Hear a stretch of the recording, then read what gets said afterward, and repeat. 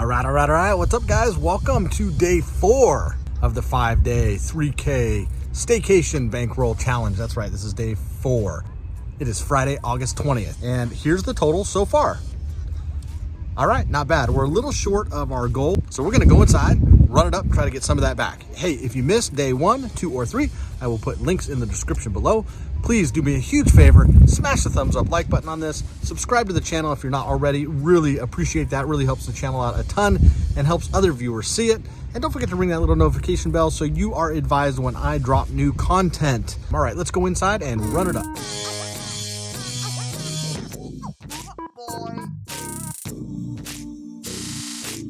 We kick off day 4 of our bankroll challenge with ace deuce suited on the button, and being in position, we're going to bump this up to $15, and we're going to get called in 2 places. Both the blinds are going to defend, and we're 3 ways to a flop with 45 in the pot. The flop comes down 9-4 queen with 2 spades. The small blind decides to take the betting lead and splashes 15 into the middle. More donk leading down here at the hustler. I still haven't figured out this thing, but maybe I need to work it into my game a little bit more at a higher percentage. Comment below, what are your thoughts of why players donk lead like this? The big blind, he folds, and I defend with 1 over and a backdoor flush draw, and drill bottom pair on the turn. Not really the equity improvement I was hoping for on the turn, but enough to defend for another 15 to see a river. That comes down the 6 of spades, completing the front door flush draw, and the small blind increases his bet size this time to $20, and I insta-muck. Although 20 into 105 is a great price, I just don't see how I'm any good here. Next hand, we pick up Jack 9 suited to the heart variety in the hijack, and we raise to $15 after the action folds around to us. The button and the small blind decide to defend this one, and we're off 3 ways to a flop of 4, 5, 6 with 2 spades. Seeing as we're 0 for 2 hitting flops, and this one has nothing that connects with our pre-flop opening range, we check behind, and we take a free turn card. The 3 of spades completes the flush draw and puts a 4-liner to the straight on the board. When the small blind leads for 2/3 pot, we just get out of the way and live to see another hand, with our stack moving in the wrong direction. But now in +1, we look down at the most premium of premiums, what I refer to as first class, pocket aces, and we open the action to $20. A bit larger as we'll be playing out of position. +2 just sat down, and this is his first hand. He doesn't have the entirety of all his chips yet, and 3 bets us to $70. Everyone else folds, and back to me. I'm deciding on a min click back or a jam. Seeing as I'm only 225 effective, a min click makes no sense, and a flat call is just out of the question. So we elect to push it all in, and he snaps it off for 150 more. He does ask me if he's in trouble, to which I can only say, possibly. Now, fun fact, I haven't had aces cracked in probably the last 18 to 20 times I've played them, so we're just hoping for a clean run out. We flip over the pocket rockets, and he mucks his hand, so our first scoop of the day comes in the form of a full double up.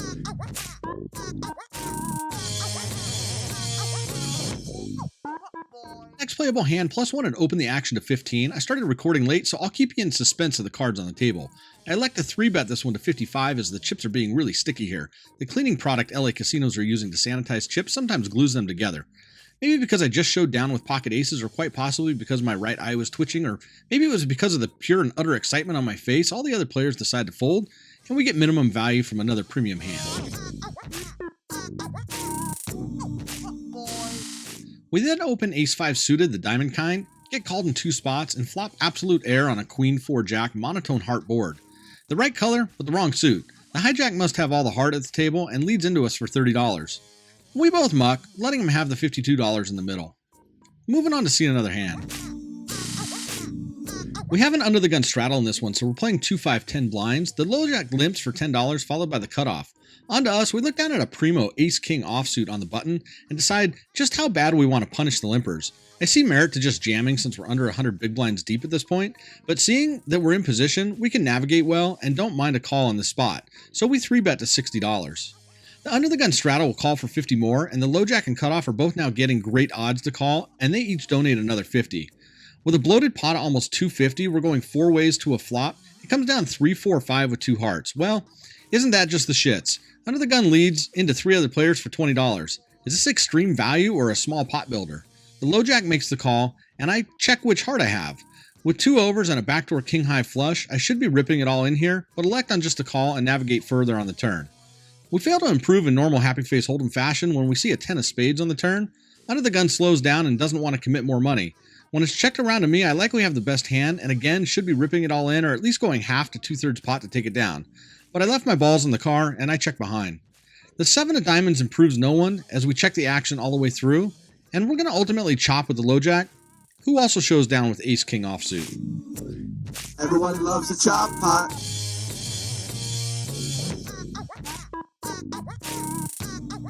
In this one, we get froggy with ace-5 off from the button and 3-bet a straddle to $45.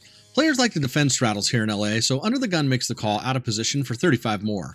With 97 in, we get a monotone all-club flop of 6-5-9.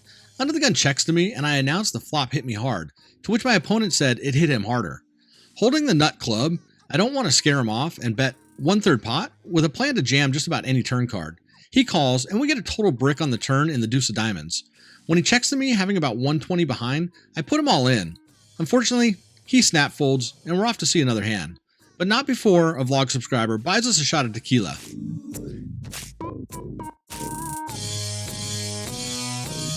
Thanks, Kyle. Really appreciate it, man.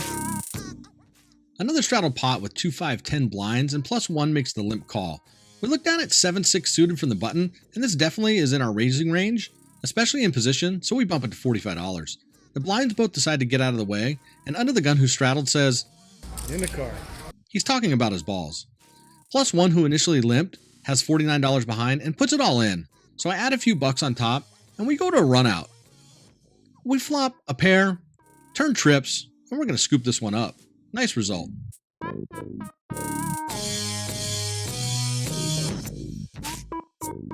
We then call a button raise after looking down at pocket deuces. Because deuces never loses, we go set mining from the big blind and go 3 ways to a flop with just under 50 in the pot. The flop's decent for us, but with an underpair, we check this 4-4 queen flop and the action checks through. The turn is no help, and when the action checks to the button, he bets out 25 in what feels like a stab to steal the pot. He could have a queen in his range after being the preflop aggressor, but we decide to peel one in this spot and go heads up to a river and see a 7 of clubs, which completes the flush draw.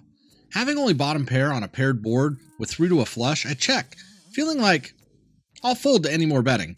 But the button doesn't like this board and checks behind, and it's true. Deuces never do loses. After chipping up today, we'd go on a run like this. We raise ace-8 suited pre, c-bet on a queen-high flop, and fold to a turn bet from the small blind because we totally missed and had no draws. We have similar results with ace-10 suited, calling a pre-flop raise, peeling one on the flop with a backdoor flush, and folding to a large turn bet after we fail to improve. Then we go set matting with pocket sixes, calling only a flop bet, and checking it to the river to be unimproved and lose to a higher pair. And ace-10 on the button. We call an all-in on the turn after we flopped a flush draw, and totally brick out. We change tables after being felted, fire a second bullet of 300, getting dealt pocket sixes again and failing to improve, but making aggressive bets, getting called, and losing. The Charlie chips are just moving the wrong direction.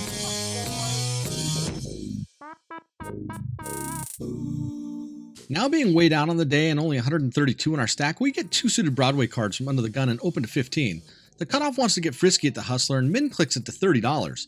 The button makes a call for 30, and the small blind is getting such a great price, they call as well. Now, min clicks in my experience usually scream strength. I only have a little table experience with this particular player. With $112 of dead money in the middle, this looks like a great time to squeeze, and I elect to commit the rest of my stack. The cutoff only takes 15 seconds to call, and the small blind takes even less time to call. I'm in trouble. We were initially thrilled with a flop of 6-9-8 having 2 overs and the second nut flush draw, gutter ball, and a backdoor straight flush draw, until these two decide to commit stacks into a side pot. Alright, let's go to a run out. What do you got? You got one over, don't you? So that's for the side pot, right? Pocket queens in the small blind will take the side pot, and the king we turn holds for the main. Let's scoop it. Back up to 400 in our stack, the cutoff raises to 25. In position with 10-8 suited, we defend and could rationalize 3-betting. Both the small blind and under the gun decide to defend, so we'll be 4 ways with $100 in the middle to the flop.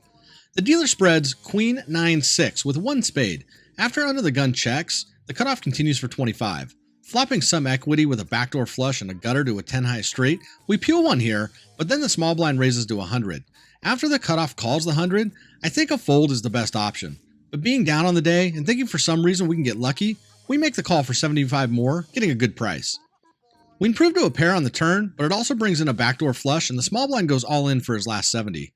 The cutoff ponders his move, and rather than calling the 70, he decides to wager his last 149 going all in as well. With 619 in the middle, getting 4-1 to call with a pair, a gutter ball, no more betting, and still thinking for some reason we'll get lucky, I make the call after tanking for about a half a minute. The river is of no help, and like in standard fashion on this vlog, we stack off. Then raise ace-queen off and call an all-in bet on a low flop, and we miss. We then win a small pot with 10-9 suited after raising pre and betting 2 streets with a flush draw that never quite got there. We go set mining on the button with pocket 4s and fold after missing, but being check raised when we bet our position and attempt to steal the pot. Our ace-jack offsuit fails to pan out to anything but another loser along, with a small pocket pair and 7-8 suited. We eventually call it a day. All right, guys, it is, gosh, it's 7:45 p.m. I don't even know how long I played. Quite a few many hours. Anyways, we're booking a loss today. You know, we just couldn't quite get there. This has been a fun challenge. It's day 4, so here's the results so far, and we'll be back at it tomorrow. Tomorrow will be the meetup game with Next Gen and Wolfgang Poker, so it should be a lot of fun. I will be playing the 2-5 game because that's kind of one of the rules I set for myself here. So anyways, gonna make the drive home, get some sleep, be fresh for tomorrow. All right, thanks for being here, guys. Don't forget to hit the like button, subscribe if you're not already subscribed, leave a comment down below, and I'll catch you on the next one. And don't forget to wash your hands.